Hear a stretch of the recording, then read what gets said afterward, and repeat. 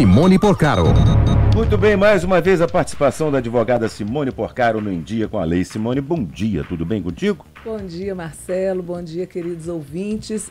Comigo tá tudo ótimo. A minha voz que não tá a mesma. É? É. Mas por quê? Menino, hoje eu tô conversando. É? Eu passei, anteontem, por exemplo, eu não falava, não tinha Meu voz. Deus, é esse Acho que foi tempo uma seco. gripe, não sei, enfim. Mas eu estou aqui, seco. firme e forte. Então vamos lá. Né, eu acho tão engraçado, é uma bobagem, a gente ri de tanta coisa bobinha assim, né? Boba, eu adoro isso. 2 de maio, eu acho que... É o dia mais doido do ano, para nós Pro mineiros. mineiro, né? 2 de maio é bom 2 de demais. maio. Muito bom. Bom, nós vamos falar, nós, Simone, vai falar sobre procurações. Procuração pública é um documento, né, em que o responsável nomeia outra pessoa para responder em seu nome em determinados atos da vida civil previamente acordados. É isso mesmo? Exatamente, essa é a definição, né? Então, Tá. assim, trocando em miúdos, Sim. quando alguém precisa que o outro faça alguma coisa por ela outorga uma procuração, A quem ela bem entender. a quem ela bem entender, tá certo? A quem ela bem entender. Agora, existe a procuração pública e a procuração particular. Ah, A procuração para o instrumento público, Marcelo, é aquela procuração feita em cartório, onde o tabelião assina a procuração, né? Ele tem fé pública, ele recebe as pessoas, outorgante, que é quem passa a procuração, e outorgado é quem recebe a procuração, lavra aquela escritura, assina, isso é um documento público. Tá. E na procuração deve conter todos os atos que o outorgado poderá fazer. Então é sempre muito bom, por exemplo, existem procurações amplas, existem. Para atuar em qualquer instituição financeira, em qualquer repartição é que eles pública. chamam de procuração plena, né? Procuração plena. Agora, Você faz podendo especificar, é melhor. Porque Tá. os bancos, por exemplo, alguns deles, se você não tiver especificando o número da conta do outorgante para o qual você tem poderes para movimentar ou para praticar qualquer ato, tem banco que Não questiona. aceita. Mesmo sendo plena? Então, eu também entendo que o banco não tem que questionar isso, porque ela é dá plena. todos os direitos. Né? Exatamente, mas tem banco que questiona. Então, aí fica aquele impasse, ele pode questionar, não pode questionar? Eu entendo que ele não pode questionar. Mas se ele questionar, o que você vai fazer?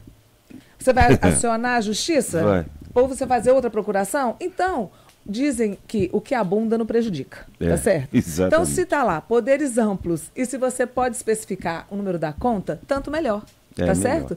Então, agora, é muito importante falar sobre procuração, que é o seguinte, inclusive eu conheço um caso que o filho tem procuração da mãe. Tá. Só que essa mãe, ela já não tem mais capacidade, por conta da idade, ela está com Alzheimer. Sim. E o filho continua agindo com a procuração da mãe. Certo. Não pode. Não pode Absolutamente isso. não De maneira pode. alguma. De jeito nenhum. Por quê? A procuração, ela é outorgada somente para quem goza de plenas faculdades. Inclusive, quando a pessoa é mais idosa, quando é o idoso, né? Os cartórios exigem um laudo médico atestando que aquela pessoa é capaz de gerir pessoas e bens. Ela tem plenas condições Plenas de gerir. condições. Agora, se a pessoa, o outorgante, outorgou a procuração e no meio do caminho adoeceu, a doença incapacitante, né? Não é motora, porque Sim, né? neurológica, no caso. Neurológica, incapacita, né? É. Essa pessoa não pode mais ser representada por procuração. Ela tem que fazer uma interdição e ela passa a ser o curador daquela pessoa. Aí muda tudo. Muda tudo. Inclusive porque, quando se trata de incapacidade, o curador ele passa a ter mais limites na sua atuação. Como, por exemplo, venda de patrimônio de um interditado. Sei. Essa venda, ele pode vender? Pode, porque ele é curador. Mas tem que haver, obrigatoriamente, a autorização judicial. Entendeu? Então, por isso a grande diferença da procuração, porque a procuração, quando você está lidando com a pessoa capaz, você vende o imóvel dela, assina a escritura, mas ela tem ciência disso. Sabe o que ou tá teoricamente, né, ela deveria ter, enfim. Mas ela sabe o que está fazendo. a pessoa está distante e não pode comparecer num determinado ato. Então, ela outorga uma procuração. Certo. E o procurador vai prestar conta, vai enviar os documentos, eles vão se entender. Agora, quando a pessoa se torna incapaz, a procuração não pode servir mais, porque essa pessoa não tem mais condição de saber se a venda daquele imóvel está sendo justa, se o dinheiro está revertendo para a pessoa. Então, obrigatoriamente, o procurador, ele pode virar curador, tá certo? Agora, eu vou te perguntar uma coisa. Poucas pessoas sabem disso, não? Ah, pois é, mas é muito importante que fique sabendo. Eu acho importante você ter comentado sobre isso, porque eu tenho certeza que muita gente não sabe.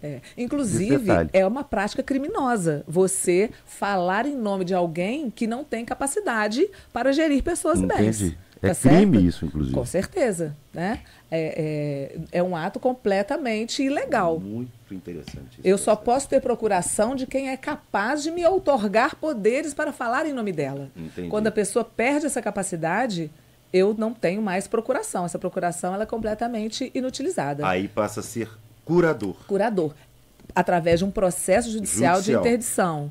E outra coisa é a seguinte, é muito comum as procurações não terem validade, prazo de validade. Exatamente, prazo indeterminado. Exatamente. Mas é muito comum também que, por exemplo, uma instituição financeira ou o INSS, quando você tem procuração de alguém, que eles exijam uma atualização.